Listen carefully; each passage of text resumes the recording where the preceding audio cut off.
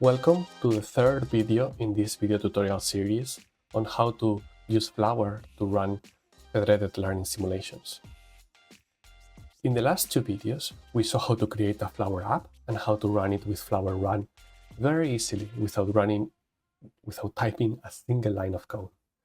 In the second video, we saw how the client app and the server app look like and how they can be customized to better fit your use case. In particular, we replaced the dataset entirely, and we moved away from a naive IID partitioner into a more sophisticated non-IID partitioner that introduces heterogeneity between the datasets available to each client.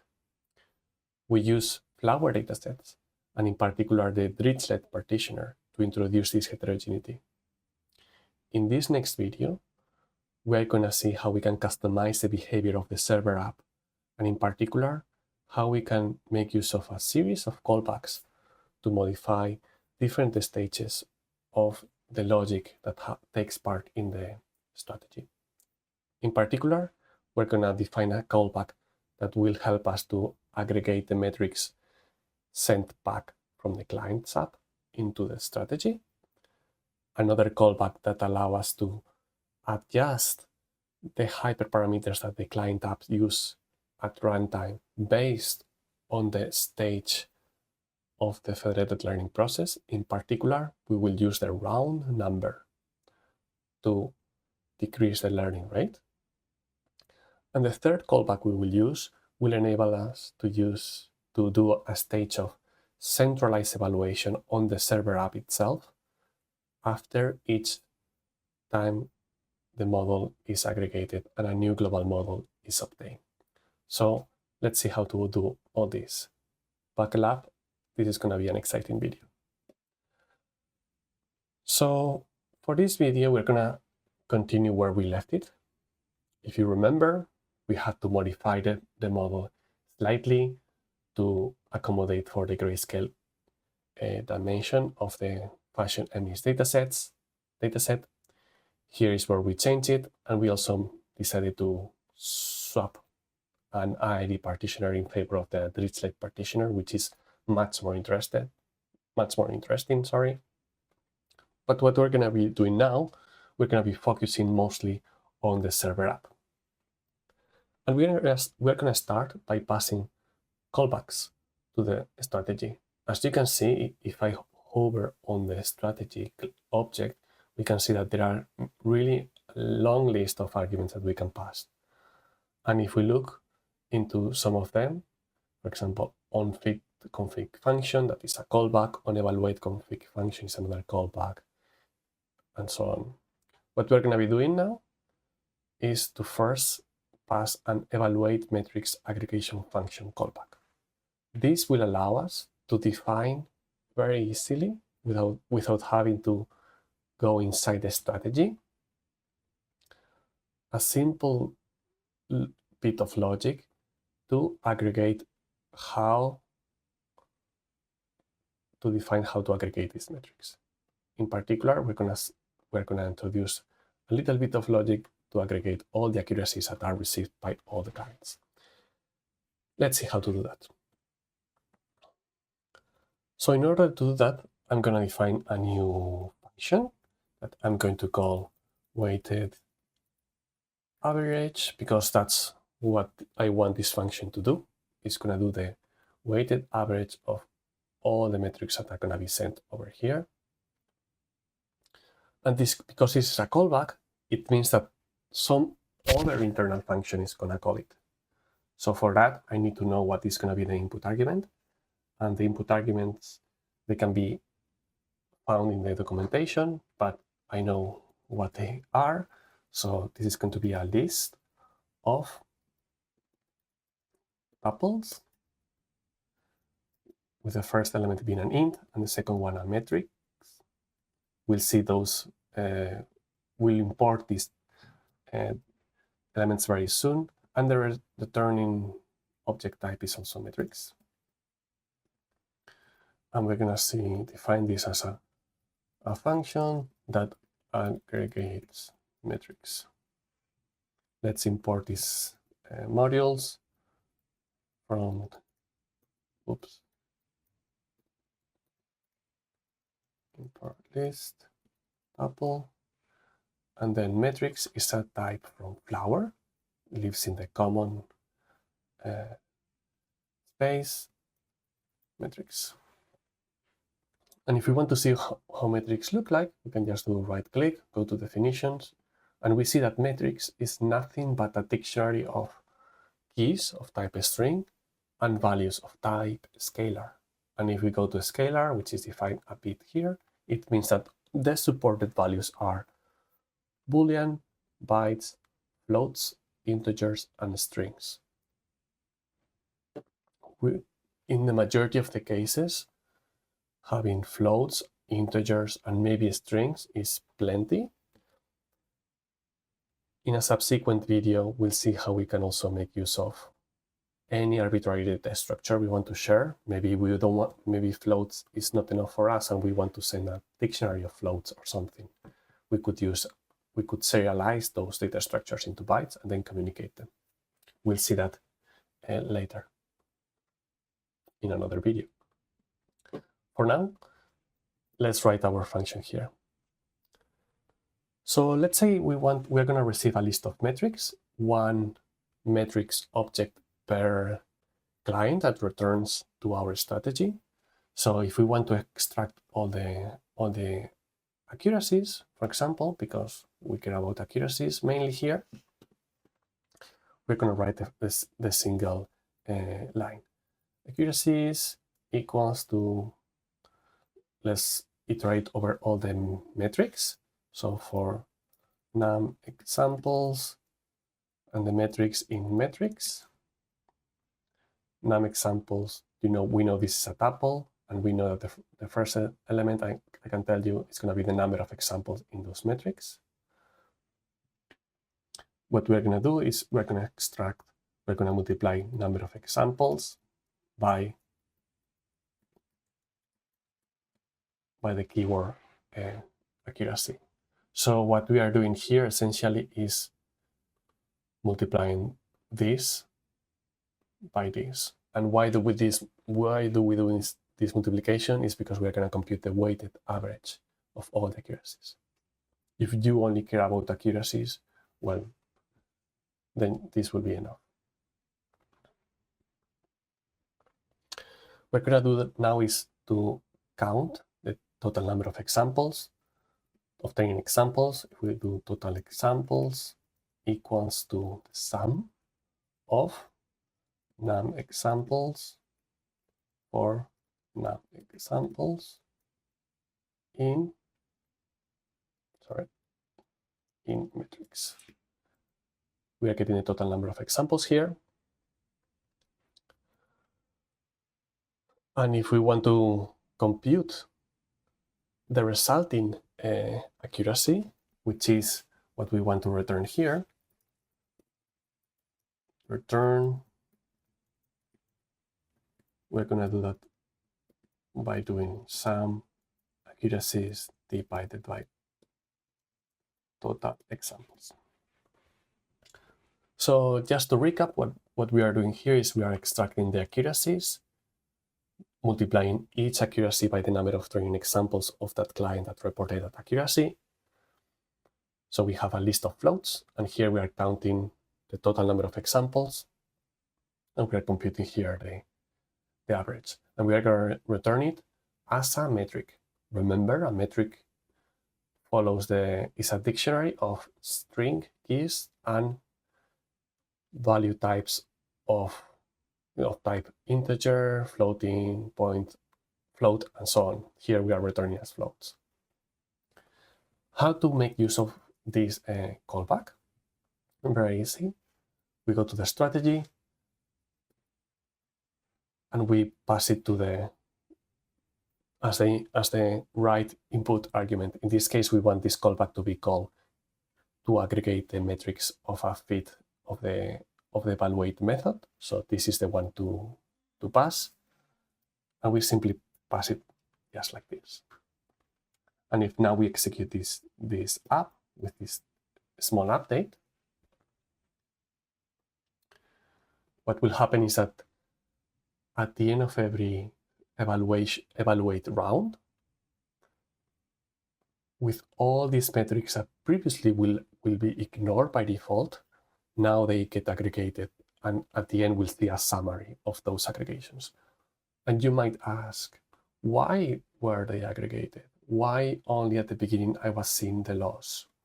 And the reason for that is because while the loss is one of the expected return values of the evaluate method, in the same way that an expected value of the return fit is the updated model,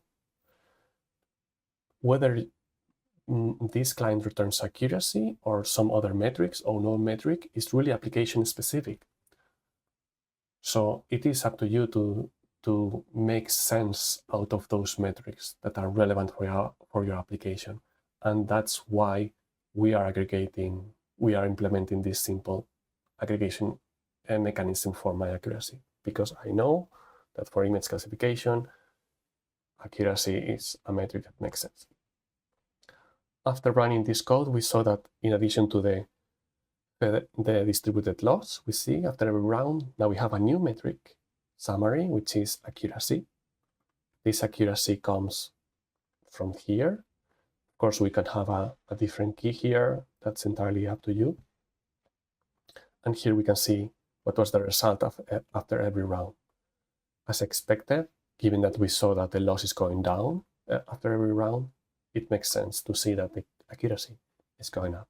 So it started at around 52%, and it got very close to 80%.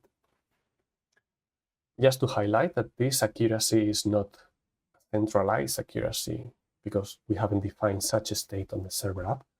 This is the accuracy of running the global model in a distributed fashion on every client app. So every client, you can see here, out of all clients are sampled, they all receive the same global model, they all evaluate the same global model, but on their respective evaluation, on their respective validation sets, and then they report the loss and other metrics back to the server. What we have just done is to introduce some logic to use this metric here. Okay, let's say, and this will be covered in a later video in detail, let's say we wanted to add more metrics here, then those would be accessible to you as well here, and you could create follow a different logic to aggregate those metrics. In case that weighted average doesn't make sense, you would add some extra lines here and then return it as part of this dictionary. Let's see how to introduce another type of callback that is also commonly used. The callback we're going to use is going to be a function that will be called internally by the strategy when configuring a round of fit. This is, you can see that here. In the configure fit, which is a method of the strategy, what happens is that a set of clients are being sampled and some instructions are prepared for each client. The instructions contain primarily the model that has to be delivered to every client and a config that can be sent optionally to the client as well, so it can perform the fit method in a different way based on some logic that is up to be decided by the strategy or up to be implemented by you. If we look at the signature of the fit method, we can see that yes, there are some parameters that are being received by the server, but there is another argument that is called config. So what we're going to see by default, if you don't set it, this is an empty dictionary. What we are going to see now is how to communicate some metrics here. Let's see that. So I'm going to define a new function that I'm going to call onFit config. The name is totally up to you, but because again this is a callback, there is the input arguments are pre-specified and you have to use this. The input argument for this callback is only the server round. And what we're going to be returning is also a matrix. I think it's a matrix, but I'm not entirely sure. I think it is a metric, yes. Well, actually, let's go and find it out. Let's go to, no, we don't have to go to the source code. We can go here to the strategy, average, configure feed. This is if we define this, the callback, here it will be called, you can see, calling the server round. And when set, this config will be passed to construct this feed instructions object. And now we can inspect this easily, and indeed, the config is a metric because it's a dictionary of keys string and scalar values, which, if you remember, it's exactly what metrics are. Perfect. Okay, so what we're going to do here is let's come up with a new hyperparameter that was not defined before. For example, we're going to say the learning rate. Let me take a look at what value are we using by default. By default, we are using 0.01. So let's use 0.0. Yeah, let's use 0.01 by default. But then what we're going to do is if server round is bigger than 2, let's say, learning rate should be 0.005. Let's do something like that, just for the sake of this example. And then what we are going to do is just return it. Learning rate. Good. And this is going to be adjusts learning rate based on current round. If we want to make this, if we want to use this callback, we will need to pass it to the appropriate argument, which in this case is going to be this. Just like that. Now, if this is not enough, because, well, it is enough for this as far as the server app is concerned, but now we need to go back to our client and we need to make use of the client of the config file, the new config that is being passed. But before we do any changes to the client function, let's print the config to be sure that it's actually being delivered. So let me clear this. I'm going to flower run. So what we're going to be seeing is that every client now is going to print, every client app is going to print a dictionary with the learning rate key and value there.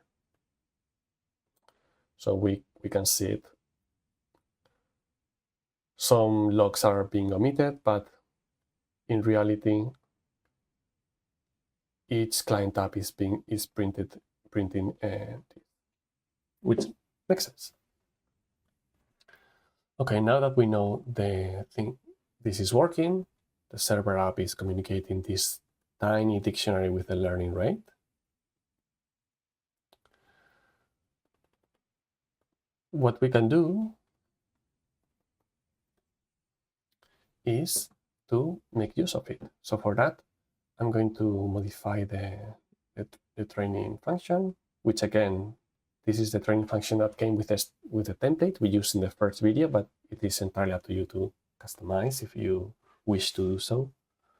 So I'm going to use a new input argument called learning rate, which is going to be the one that we pass to our optimizer. And then this was the second last argument.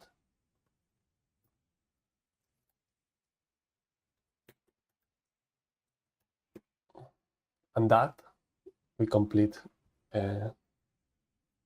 our current objective of adjusting the learning rate based on the server round. So let's run it and see what happens. As you remember, we can easily run the training loop for longer. So let's run it for 5 runs now.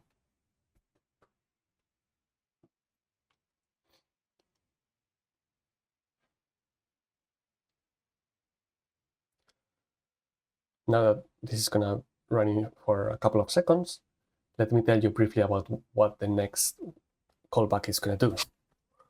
So if you have been noticing, every time we finish running our experiment, we see that a summary is being printed, always using this distributed keyword. This means that both these losses and these accuracies are obtained by running the evaluate method on the client. So these are the weighted averages of all the losses that clients report back and accuracies that the clients report back. In some settings, it might be possible to have a centralized test set or a centralized validation set that is available in the server app. We could use that dataset to evaluate the global model as well. This typically is called centralized evaluation, as opposed to distributed evaluation. Centralized because the main server where this server app runs, where their strategy runs, has the access, has the server over there. So nothing has to be happening distributively. So let's see how to make use of such centralized dataset. In order to do this, yes, we're going to use another callback, but this callback is going to be a bit different, maybe a little bit more complex. So we're going to define a function that we're going to call get evaluate. Then it's going to be a function that will return another function. Bear with me, this is not as complicated as it sounds at first. And it's going to receive 2 arguments, a test loader, which will be a data loader loading the centralized test set or evaluation set that is available at the server app. And also we're going to pass a device, which would be either CPU or a CUDA device.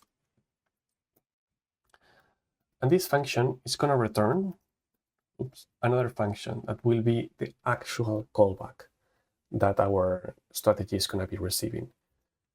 This can be defined in different ways, but I'm going to use one that is typically used in some Flower examples and other people that use Flower.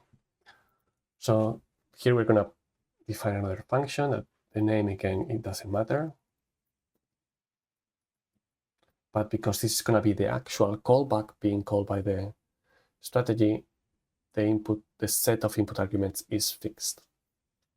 And this is the set of arguments you need to pass. A server round,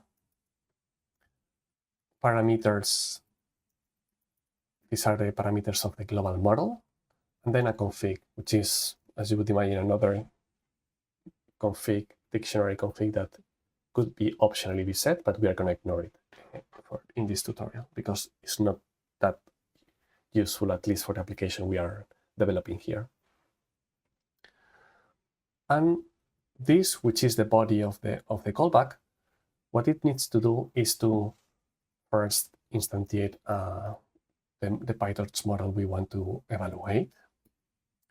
Just like we do in the clients, we want to apply those parameters that get passed by the strategy into this model.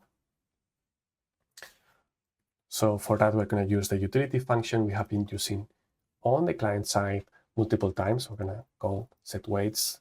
We're going to pass the model and then parameters and the arrays. We're going to send the model to device. And then what we're going to be doing is simply we are going to call the same test function that we do on the client side. We don't really have to call that exact same one, but because we are doing just the evaluation of a image classification model on an image data set, it is really we don't need to make use of any other type of logic to evaluate the model on the server app or on the client app. The logic that we need here is the same, so why not make use of it? Of course, if on the server app you want to evaluate the model in a more exotic way or you need extra auxiliary elements, you can use a different function to do so. So this function is going to return us the loss and accuracy. And we need to pass the model, the test loader, and the device as well. And with this, we would have completed the global evaluation. What we need to do is to return the loss and then any metric we might compute in the body of this callback. Here we're going to use the accuracy, which I'm going to call centralized, like centralized accuracy.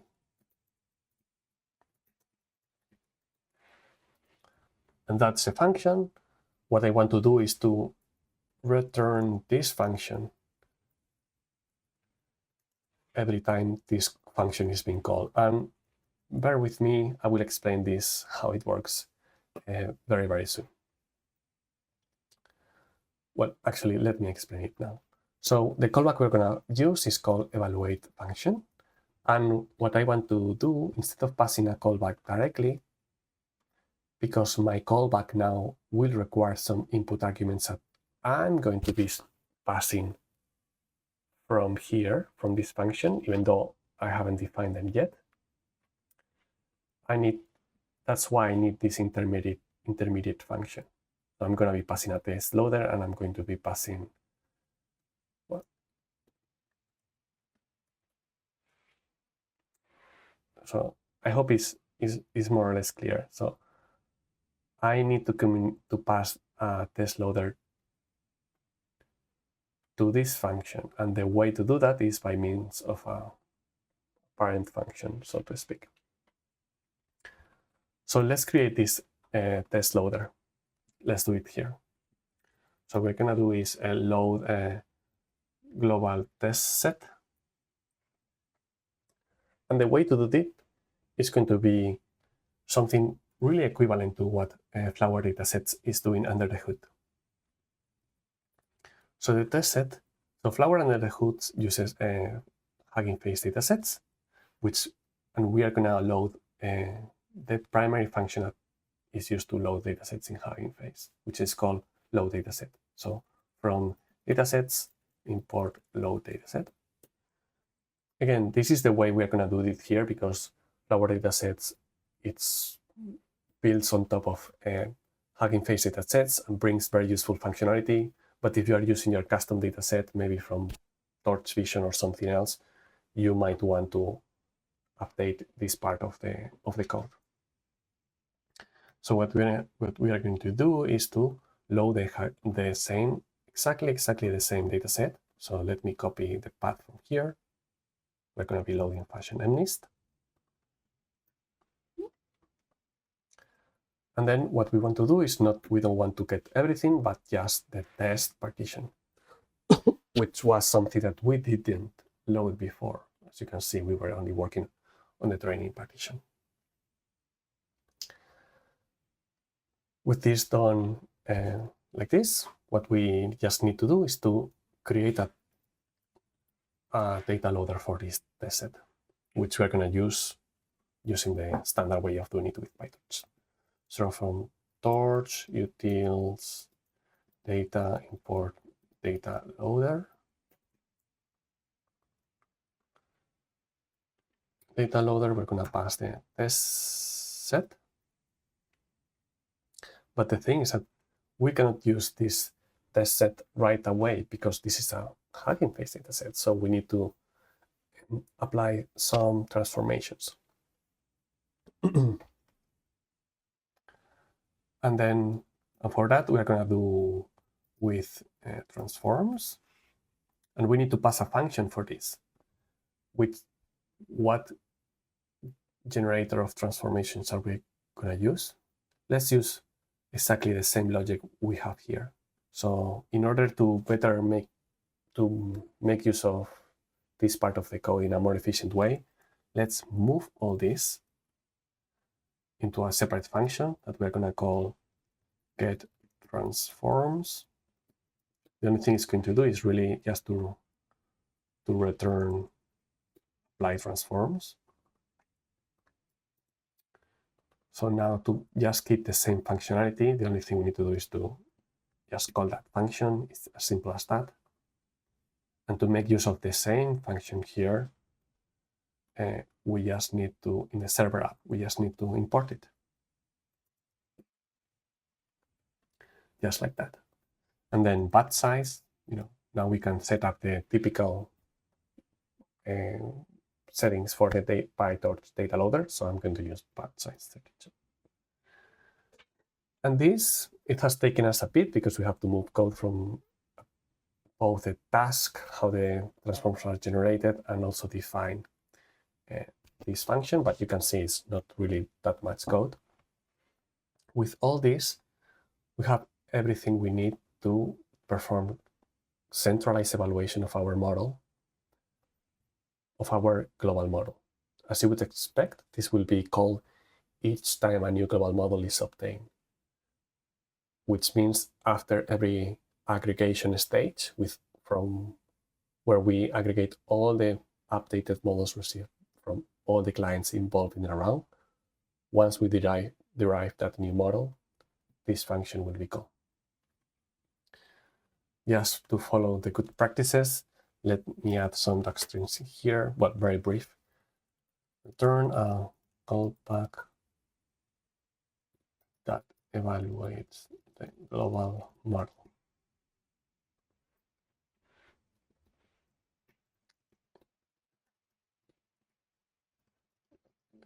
Global model using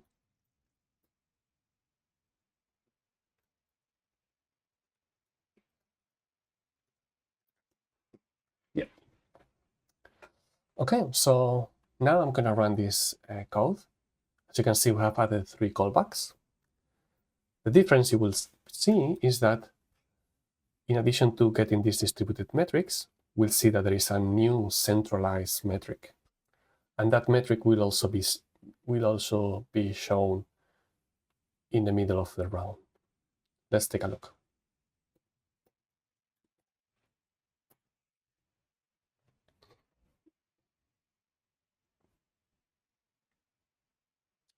So the first thing we see that because we provide an evaluation metric, an evaluation callback for the global model, it has been evaluated right at the very beginning, even before any client does any training.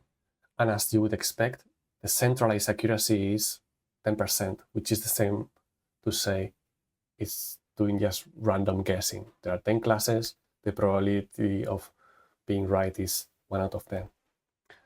As the round progresses, you can see that at the end of the 5th round, after aggregating, the same logic that evaluates centrally the global model is being triggered.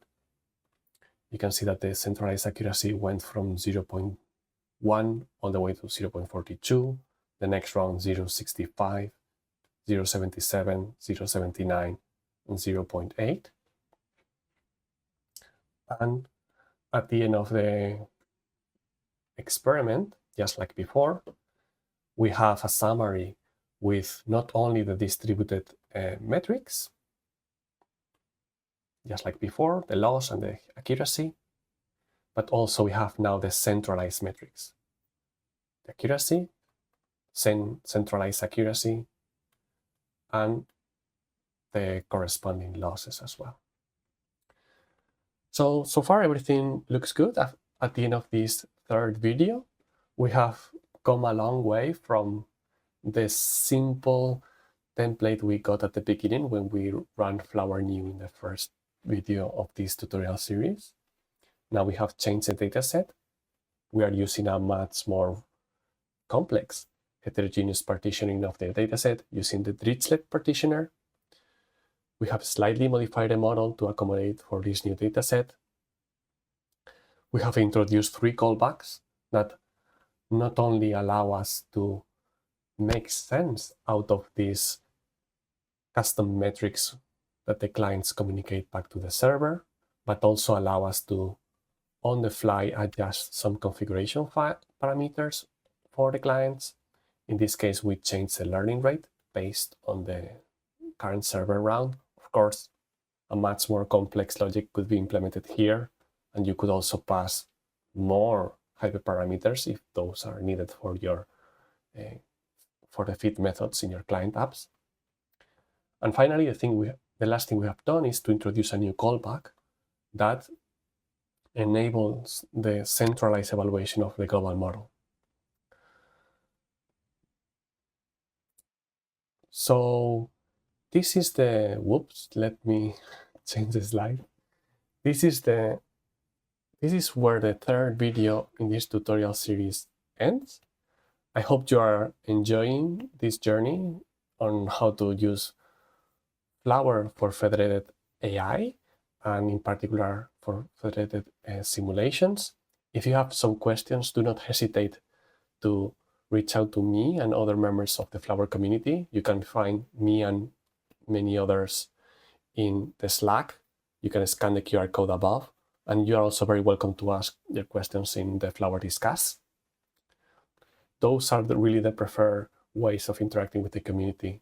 As of today, we are more than 5,000 researchers, engineers, and in general people interested about federated learning. In the next video, we will learn how to design something very exciting, but I have to say I forgot about it. Yes, we will learn how to communicate arbitrary metrics from the client apps. So, see you very soon in the fourth video. Bye.